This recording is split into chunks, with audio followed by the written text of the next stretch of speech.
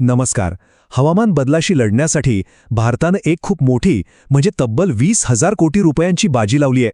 पण ही गुंतवणूक नक्की कोणत्या तंत्रज्ञानावर आहे आणि ती भारताचं भविष्य कसं बदलू शकते? चला या मोठ्या गुंतवणुकीमागचं तंत्रज्ञान आणि रणनीती समजून घेऊया.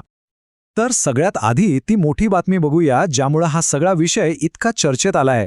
हवामान बदलाला तोंड देण्यासाठी सरकारने एक मोठी आर्थिक जबाबदारी उचलली आहे आणि ही रक्कम खरंच खूप मोठी आहे. तर रक्कम आहे तब्बल 20,000 कोटी रुपये.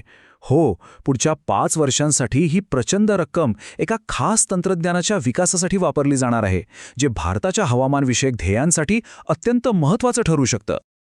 पण मग प्रश्न हा आहे की भारत आपलं भविष्य आणि एवढी मोठी रक्कम नक्की कोणत्या तंत्रज्ञानावर लावतोय? यामागे सरकारची नेमकी रणनीती तरी काय आहे? आणि याचं उत्तर आहे CCUS, म्हणजेच carbon capture, utilisation and storage. हे एक असं तंत्रज्ञान आहे जे कदाचित भारताच्या हवामान बदलाच्या लढाईतलं एक महत्त्वाचं शस्त्र ठरू शकतं. बरं, मग हे CCUS तंत्रज्ञान नक्की काम कसं करतं? या 3 शब्दांमध्ये कॅप्चर, युटिलायझेशन आणि स्टोरेज यात नेमकं काय दडलंय? चला ते समजून घेऊया. अगदी सोप्या भाषेत सांगायचं झालं तर CCUS म्हणजे तंत्रज्ञानाचा असा एक ग्रुप जो कारखान्यांमधून जो कार्बन डायऑक्साईड बाहेर पडतो ना, त्याला थेट हवेत मिसळण्याआधीच पकडून घेतो. यामुळे काय होतं की जागतिक तापमानवाढीला कारणीभूत ठरणारा हा वायू वातावरणात जातच नाही. या पूर्ण प्रक्रियेचे 3 मुख्य टप्पे आहेत. पहिला आहे कॅप्चर, म्हणजे काय तर धुरांड्यांमधून बाहेर पडणारा जो CO2 आहे त्याला वेगळं करायचं. दुसरा टप्पा येतो युटिलाइज, म्हणजे या पकडलेल्या CO2 पासून खतं, रसायनं किंवा अगदी सिमेंटसारख्या उपयुक्त वस्तू बनवायच्या. आणि तिसरा शेवटचा टप्पा म्हणजे स्टोरेज. यात जो उरलेला CO2 असतो त्याला जमिनीखाली हजारो फूट खोल नेऊन सुरक्षितपणे साठवून ठेवायचं. आणि गंमत म्हणजे CCUS ही काही आजची नवीन संकल्पना नाहीये. हे तंत्रज्ञान अनेक दशकांपासून अस्तित्वात आहे. पण हे इतकं खर्चिक आणि किचकट आहे ना की त्याचा वापर आत्तापर्यंत खूपच मर्यादित राहिला आहे. पण आव्हान किती मोठं आहे हे आपल्याला आकडेवारीवरून कळेल. बघा, सध्या जगभरात दरवर्षी फक्त 5 कोटी टन CO2 पकडला जातोय आणि याच्या उलट तब्बल 40 अब्ज टन CO2 वातावरणात सोडला जातोय. विचार करा, यातली तफावत किती प्रचंड आहे. मग आता प्रश्न पडतो की जर हे तंत्रज्ञान इतकं खर्चिक आहे आणि जगभरात त्याचा वापरही कमी आहे, तर मग भारत यावर इतका जोर का देतोय? भारतासाठी हे तंत्रज्ञान इतकं महत्त्वाचं काय आहे? चला ते पाहूया. आता बघा, भारतानं 2070 पर्यंत नेट झिरो होण्याचं ध्येय ठेवलंय, म्हणजे कार्बन उत्सर्जन 0 करायचं.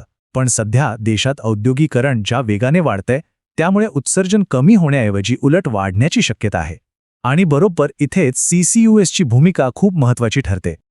याचं मुख्य कारण काही विशिष्ट उद्योगांमध्ये आहे. काही उद्योग असे आहेत की त्यांच्या उत्पादन प्रक्रियेतच कार्बन उत्सर्जन होतं, म्हणजे तो त्यांच्या कामाचाच एक भाग आहे. यांना हार्ड टू अबेट सेक्टर्स असं म्हणतात. सोप्या भाषेत असे उद्योग जिथे उत्सर्जन कमी करणं खूपच अवघड आहे. फरक समजून घेऊया. समजा इंधन जाळण्यामुळे जे उत्सर्जन होतं ते आपण सौर किंवा पवन ऊर्जा वापरून कमी करू शकतो, बरोबर. पण स्टील आणि सिमेंटसारख्या उद्योगांमध्ये काय होतं की उत्पादन प्रक्रियेतच काही रासायनिक अभिक्रियांमुळे CO2 तयार होतो. तो टाळताच येत नाही. आणि म्हणूनच अशा ठिकाणी CCUS हाच एक महत्त्वाचा मार्ग उरतो. हे सगळं आव्हान पाहता सरकारने जे 20,000 कोटी रुपये जाहीर केलेत त्याचा नेमका उद्देश काय आहे? सरकारला यातून नक्की काय मिळवायचं आहे? या गुंतवणुकीचा उद्देश एकदम स्पष्ट आहे. CCUS तंत्रज्ञानाला प्रयोगशाळेच्या 4 भिंतीतून बाहेर काढून थेट कारखान्यांमध्ये आणणं. थोडक्यात काय तर कागदावरची संकल्पना प्रत्यक्षात उतरवणं. भारतात या दिशेनं आधीच काम सुरू झालंय बरं का. स्टील, सिमेंट यांसारख्या उद्योगांमध्ये छोटे मोठे पायलट प्रोजेक्ट सुरू आहेत. IIT बॉम्बेसारख्या ठिकाणी खास संशोधन केंद्र सुद्धा उभारली आहेत. हा जो नवीन निधी आहे तो या सगळ्या प्रयत्नांना एक मोठी गती देईल. आणि तज्ज्ञांनाही यातून खूप मोठ्या अपेक्षा आहेत. IIT बॉम्बेचे प्राध्यापक विक्रम विशाल यांच्या मते ही गुंतवणूक एक गेम चेंजर ठरू शकते. ते म्हणतात की मला खात्री आहे की पुढच्या 5 वर्षात भारतात अनेक CCUS तंत्रज्ञान व्यावसायिकरित्या तैनात झालेले दिसतील. आता या तंत्रज्ञानाचा यशस्वी वापर झाला तर केवळ पर्यावरणाचंच रक्षण होणार नाहीये, तर भारताला मोठे आर्थिक आणि जागतिक फायदेही मिळू शकतात. असे फायदे जे आपल्या अर्थव्यवस्थेला एक नवी दिशा देऊ शकतील. CCUSमुळे भारतीय उत्पादनांचा कार्बन फुटप्रिंट कमी होईल. आता युरोपियन युनियनसारख्या बाजारपेठांमध्ये काय होतं की तिथे कार्बन उत्सर्जनावर आधारित एक टॅक्स लावला जातो, ज्याला CBAM म्हणतात. तर ज्या उत्पादनांचा कार्बन फुटप्रिंट कमी असेल ती या टॅक्समधनं वाचतील आणि जागतिक बाजारपेठेत जास्त विकली जातील, म्हणजे जास्त स्पर्धात्मक बनतील. तर 20,000 कोटी रुपयांची ही मोठी गुंतवणूक भारताला त्याच्या हवामान बदलाच्या ध्येयांपर्यंत पोहोचायला नक्कीच मदत करू शकते. पण खरा प्रश्न हाच आहे की ही मोठी बाजी भारताला आपलं कार्बन भविष्य खरोखरच काबीज करू देईल का?